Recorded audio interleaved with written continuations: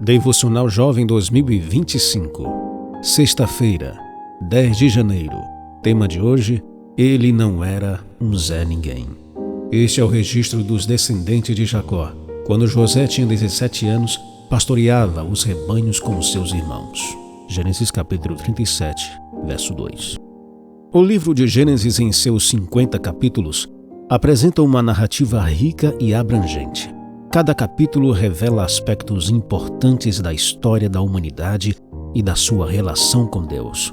Logo no início, o capítulo é dedicado à formação do universo, das galáxias e da Terra.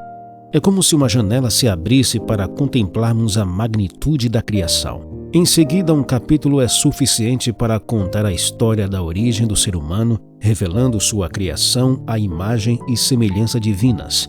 Ao avançar, encontramos 2 capítulos que narram a gênese do pecado e suas consequências no núcleo da primeira família.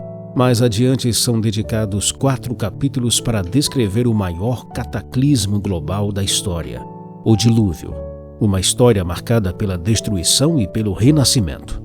Na sequência, em apenas um capítulo, somos levados à história da afrontosa rebelião contra Deus na Torre de Babel, em que a soberba humana confronta a compaixão divina. É então que chegamos a uma sequência de 12 capítulos, o que significa pelo menos 350 versos que foram dedicados a contar a história de um jovem cujo coração abrigava os sonhos de Deus. Isso é impressionante. O Gênesis abrange mais de 2 milênios de história. Contudo, destina aproximadamente 1/4 do seu texto a um século em especial, o tempo de vida de José. A história de José começa em Gênesis 37 e continua até o final do livro, tornando-se a narrativa completa mais longa do Gênesis. É notável perceber que, para Deus, contar a história de um jovem fiel é mais empolgante do que falar sobre a formação das galáxias. José não se tornou um dos patriarcas nem teve uma tribo batizada com seu nome. Ele não operou milagres nem teve encontros diretos com Deus. No entanto, sua jornada como um jovem que guardava os sonhos de Deus e que se manteve fiel a todo custo despertou a atenção divina.